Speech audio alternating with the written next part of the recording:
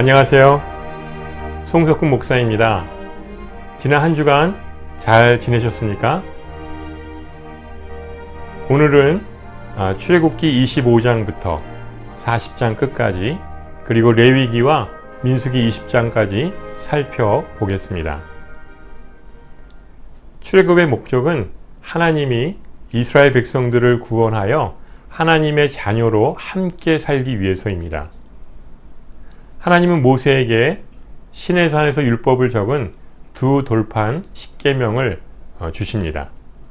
그러나 금송아지 사건으로 인해서 첫 번째 돌판은 깨져버리고 맙니다.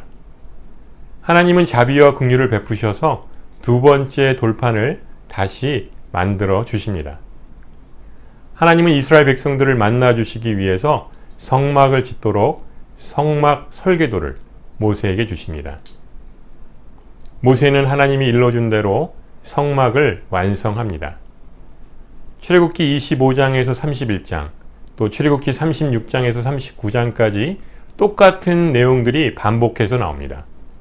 앞의 것은 성막의 설계도이고 뒤의 것은 실제로 성막을 제작하는 과정을 보여주고 있습니다.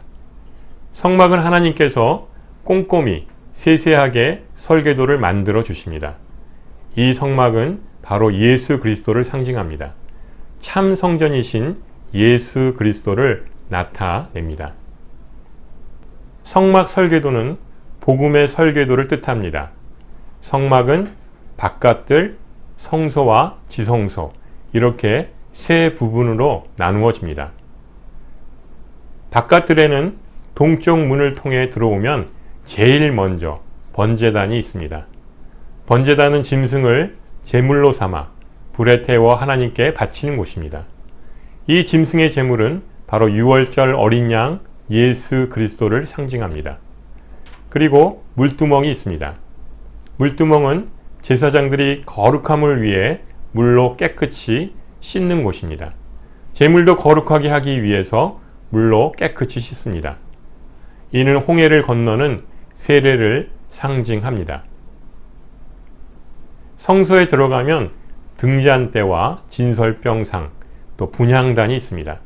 등잔대는 생명의 빛이신 예수님을 상징합니다. 진설병상은 거룩한 떡을 놓는 곳으로 생명의 떡이신 예수님을 상징합니다. 분향단은 기도를 상징하는 곳으로 예수님께서 중보기도 하시는 모습을 상징합니다. 이제 지성소에 들어오면 증거궤가 있습니다. 이는 속죄소라고 하며 또 시은자라고도 합니다. 증거궤 안에는 십계명 두 돌판과 쌍난 지팡이와 만나가 든 금 항아리가 들어 있습니다. 지성소는 대제사장이 1년에 한 번 대속죄일에 들어갑니다. 지성소는 거룩해야 합니다. 만약 거룩하지 않으면 대제사장은 그 안에서 죽음을 당합니다. 그래서 발에 줄을 매달고 들어가며 또 옷에는 소리가 나는 방울을 달고 들어갑니다. 방울 소리가 들리지 않으면 대제사장은 죽음을 당한 것입니다. 지성소는 함부로 아무나 들어갈 수 없는 거룩한 곳입니다. 사람들은 밖에서 줄을 당겨 지성소 안에서 죽은 대제사장의 시체를 꺼내야 합니다. 지성소에는 짐승의 피가 뿌려져야 합니다. 이 피는 예수 그리스도의 십자가에서 흘리신 구속의 보혈을 상징합니다. 예수님이 십자가에 달려 돌아가시던 날 성소와 지성소를 구분하는 두꺼운 휘장이 위에서 아래로 찢어졌습니다. 그 이후로 이제는 누구나 담대히 지성소 안에 있는 주님의 보좌 앞으로 나아가게 되었습니다. 이제 슬라이드를 보시면서 성막 재료와 성막 조감도를 참고하시기 바랍니다. 왼쪽에서 시계 방향으로 보시면 번제단, 물두멍, 금촛대, 진설병상, 분향단, 법궤입니다. 그 다음은 성막의 조감도입니다. 이 성막은 언제든지 이동할 수 있게 되었습니다. 성막 관리는 레위 지파가 담당했습니다. 이스라엘 백성들은 모세가 하나님의 언약을 받으러 40일간 시내산에 간 사이 금송아지를 만들어 섬겼습니다. 옛 언약인 행위 언약은 사람의 힘과 능력으로는 도저히 지킬 수가 없다는 것을 말합니다. 두 번째 돌파는 진정한 은혜 언약으로 마음판에 새기는 것임을 알아야 합니다. 사람은 율법으로는 구원을 받을 수가 없습니다. 단지 죄를 깨달을 뿐입니다. 오직 복음의 은혜로 구원받게 됩니다. 구원은 예수가 죽고 내가 사는 것을 말합니다. 하지만 구원의 삶은 이제 나는 죽고 예수로 사는 인생입니다. 이제는 내가 내 안에 사는 것이 아니라 오직 예수 그리스도가 내 안에 사는 인생이 되어야 합니다. 이제 레위기를 살펴보도록 하겠습니다. 레위기로 넘어오면 우리는 위기의식을 느끼게 됩니다. 창세기와 출애굽기까지는 어떻게 잘 넘어왔는데 레위기의 내용을 보니까 너무나 생소하고 이해되지 않는 내용들로 가득 차 있습니다. 그래서 내가 더 읽어야 할지, 여기서 포기를 해야 할지 고민하게 됩니다. 하지만 포기하지 말아야 합니다.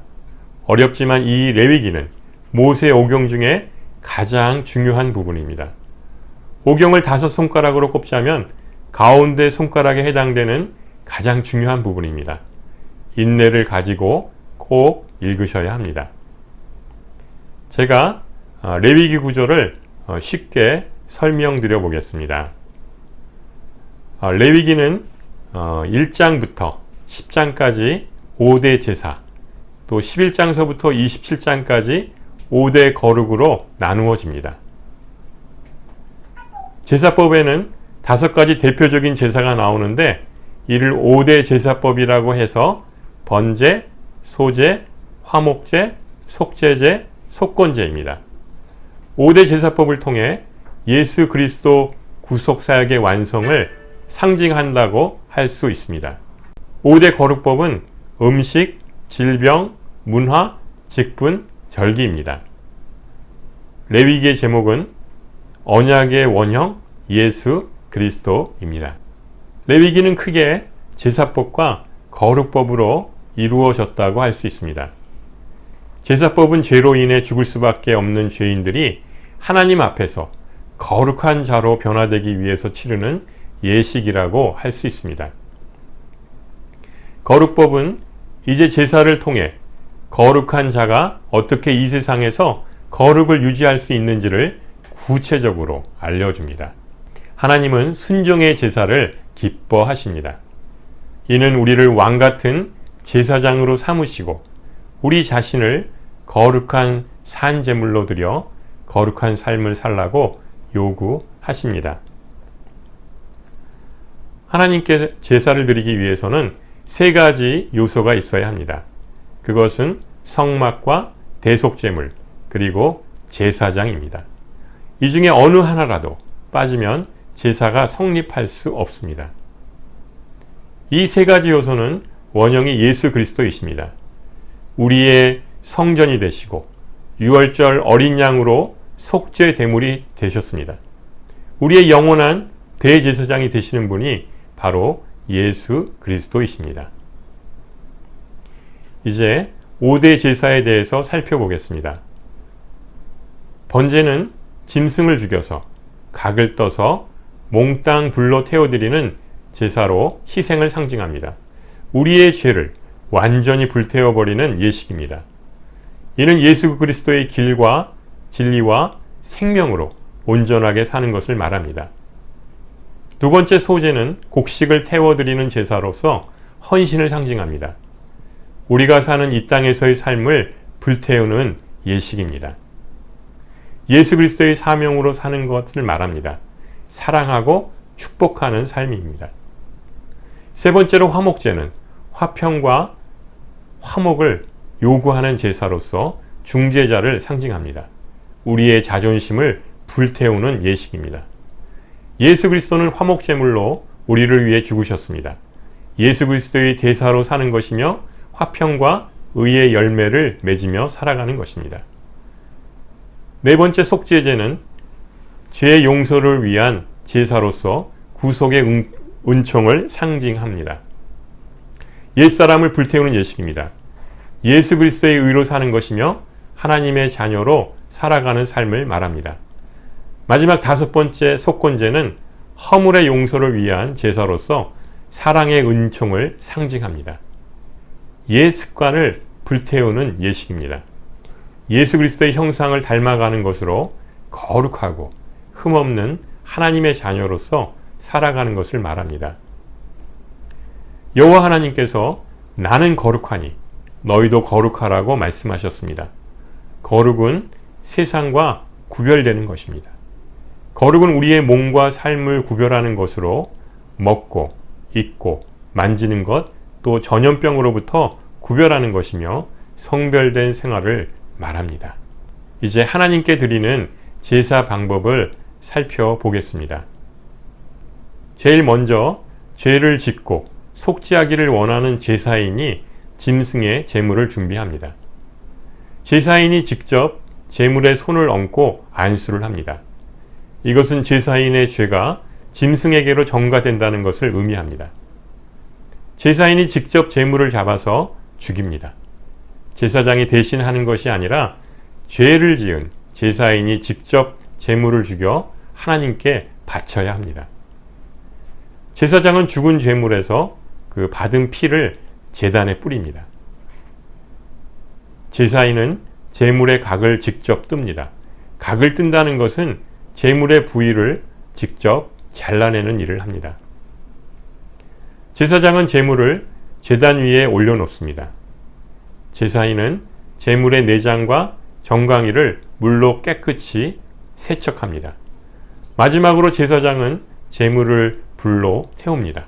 이것을 보면 모든 작업을 제사장이 하는 것이 아닙니다. 제사인과 같이 하는데 어려운 일은 누가 하게 되나요? 네, 이 죄를 지은 제사인이 직접 하게 되어 있습니다. 제사장은 옆에서 쉬운 일만 도와주는 역할을 합니다. 우리가 오해하는 것은 제사장이 모두 다 하는 것이라고 생각하기 쉬운데 그렇지 않습니다. 만일 제사장이 이 모든 일을 다 한다면 세상에서 아마 제일 힘든 3D 업종이 되어서 다 도망가 버리고 말 것입니다. 자기의 죄는 자신이 수고와 대가를 치러야 한다는 것이 구약시대 제사법에도 잘 나타나 있습니다. 이제 레위기 11장서부터 나오는 거룩법은 5대 거룩으로 나누어 살펴볼 수 있습니다.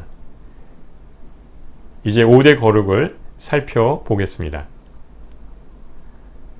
첫 번째로 음식은 거룩한 백성이 먹는 것도 정결한 음식을 먹어야 한다고 말합니다. 그래서 짐승을 정한 짐승과 부정한 짐승으로 구분하게 됩니다. 이 이야기는 나중에 신약에 가서 베드로가 이방인 고넬료에게 찾아가 세례를 베풀고 구원을 주는 장면에서도 이 부정한 짐승 이야기가 나옵니다. 이방인을 이 부정한 짐승으로 상징합니다. 이 사건은 이방인들에게 복음이 전파되는 이 선교사적으로 매우 중요한 사건입니다. 이것은 단순히 먹는 음식 문제뿐만 아니라 바로 그리스도의 말씀을 상징합니다. 입으로 들어가는 것이 더러운 것이 아니라 바로 우리의 입에서 나오는 말이 더 큰 문제입니다. 우리는 예수 그리스도의 말씀을 가지고 사는 거룩한 백성입니다. 두 번째 질병은 우리 몸에 생기는 여러 가지 질병 중에서 나병에 대한 이야기를 상세하게 다룹니다. 나병은 우리 몸의 신경계를 통해 몸을 썩게 만드는 병입니다. 나병은 아픔을 느끼지 못하게 해서 발가락, 손가락이 떨어져 나가고 결국 우리의 몸을 상하게 해서 죽게 하는 매우 무서운 병입니다. 우리 인간은 살아가면서 병들지 않을 수가 없습니다. 지금 코로나19도 무서운 질병으로 이 호흡기를 통해서 몸을 상하게 해서 많은 사람들을 죽게 하는 무서운 전염병입니다. 아직도 치료제와 백신이 없어서 이 병에 대한 두려움이 커지고 있습니다. 백신과 치료제가 개발되어야 할 줄로 믿습니다. 하지만 아무리 의학이 발달하고 약이 개발되어도 인간은 나이가 들면 병이 들어서 죽음에 이르게 됩니다. 우리에게 죽음이 오는 것은 바로 죄 때문입니다. 죄의 삭은 바로 사망입니다. 예수님은 이런 우리들에게 부활의 소망을 주셨습니다. 죽을 수밖에 없는 죄인인 우리들에게 예수님은 십자가에 달려 돌아가시고 또 3일 만에 부활하심으로 영생의 소망을 주셨습니다. 그래서 우리는 십자가를 통해 예수님을 구주로 영접하여 영생의 은혜를 누려야 합니다. 세 번째 문화는 죄 많고 유혹 많은 세상에서 거룩한 하나님의 백성으로 흠없이 점없이 살아가야 합니다. 거룩은 구별된 삶을 말합니다. 우리가 이 세상에서 거룩한 하나님의 백성으로 살아가는 길은 오직 예수 그리스도의 십자가를 의지하여 구별된 삶을 살아가도록 해야 합니다. 그것은 거룩한 하나님의 백성이 되어서 세상과 구별된 삶을 살아갈 수밖에 없습니다. 이스라엘 백성들이 가나안 땅에 들어갈 때 이방인들이 섬기는 바알신을 믿고 또 음란하고 태폐적인 문화에 현혹되어서 멸망당하고 말았습니다. 영적인 전쟁에서 승리하는 길은 내 안에 내가 주인이 아니라 예수님이 나의 주인일 때 가능합니다. 나는 죽고 예수로 사는 인생이 되어야 할 줄로 믿습니다. 네 번째로 직분은 거룩한 직분이 제사장의 직분을 통해 지켜야 할 규례를 말하고 있습니다. 이는 장차 우리 모두가 거룩한 제사장으로 그 직분을 거룩하게 수행해야 하기 때문입니다. 우리는 우리 자신을 거룩한 산제물로 예수 그리스도를 통해 드리는 복음의 제사장 직분을 잘 감당해야 합니다. 마지막 다섯 번째로 절기는 하나님께 예배하는 여호와의 절기를 거룩하게 지켜야 합니다. 구약에 보면 여러 가지 절기들이 나오는데 이는 모두가 다 예수 그리스도를 기념하는 절기라고 할 수 있습니다.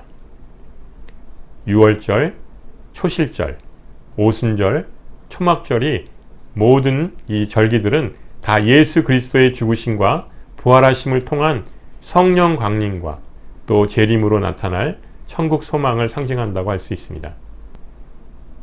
이제 민수기를 살펴보도록 하겠습니다. 민수기는 히브리어로 베 미드바르입니다. 광야에서라고 하는 뜻을 갖고 있습니다. 이스라엘 백성들이 시내산에서 언약을 받고 광야에서 그 말씀대로 살아보려고 하지만 철저하게 실패하는 인생을 우리들에게 보여주고 있습니다. 이것은 예수 그리스도와 함께 동행하지 않는 인생은 결국 이처럼 인생 광야에서 실패하고 만다는 것을 보여줍니다. 사도 바울은 고린도전서 10장에서 이것을 경계의 거울로 삼아서 그러지 말자라고 말합니다. 오직 믿음의 눈을 들어 예수님과 함께 동행할 때만 이 땅에서 승리의 삶을 살 수가 있습니다. 민수기는 1장에서 10장까지 광야 생활을 준비하고 또 11장에서 35장까지 거룩한 광야 생활을 하기 위해 나아갑니다. 그들은 광야 생활을 통해 철저한 실패를 맛보아야만 했습니다. 민수기의 제목은 언약의 완성 예수 그리스도입니다. 출애굽기는 이스라엘 백성들이 유월절 어린 양의 은혜로 구원받아 이집트를 탈출한 이야기입니다.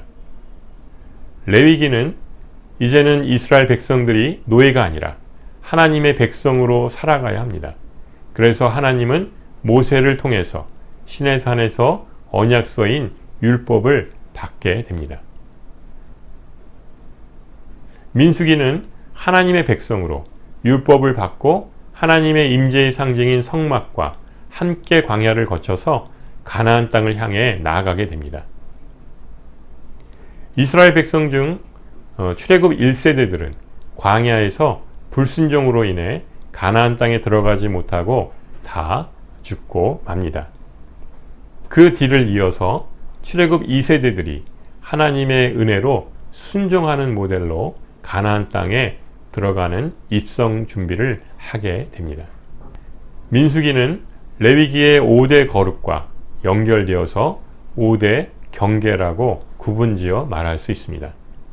첫 번째 음식은 하나님의 말씀으로 거룩하게 되어야 하는데 이스라엘 백성들은 광야에서 만나가 먹기 싫다고 하면서 탐욕을 부려 망하게 됩니다.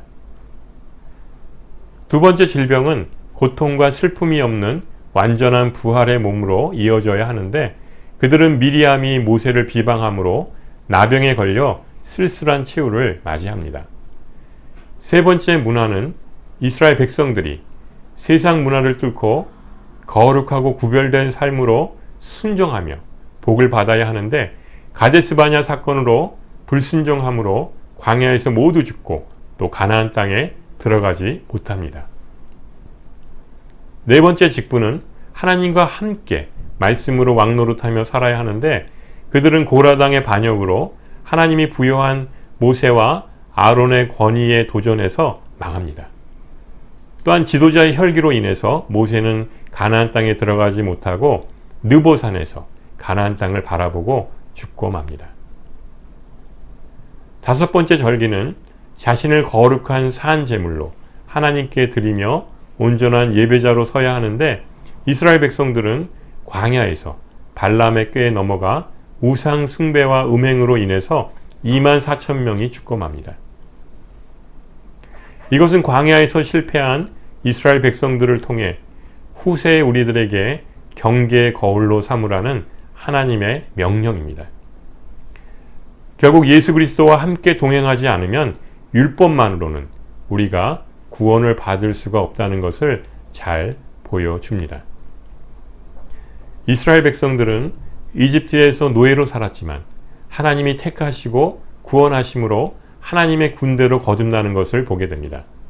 그들은 하나님의 임재의 상징인 성막을 중심으로 광야로 진군 준비를 합니다.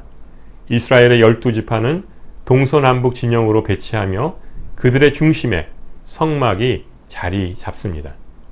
우리가 이것을 통해서 깨닫게 되는 것은 두 가지 인생길이 있다는 것을 보게 됩니다.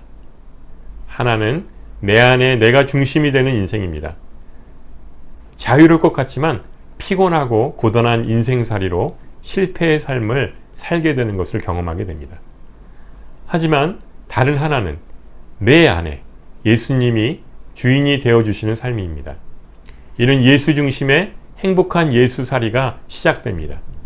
이는 세상이 알 수 없는 기쁨과 은혜가 가득 충만함으로 인해 승리의 삶을 살아갈 수 있습니다.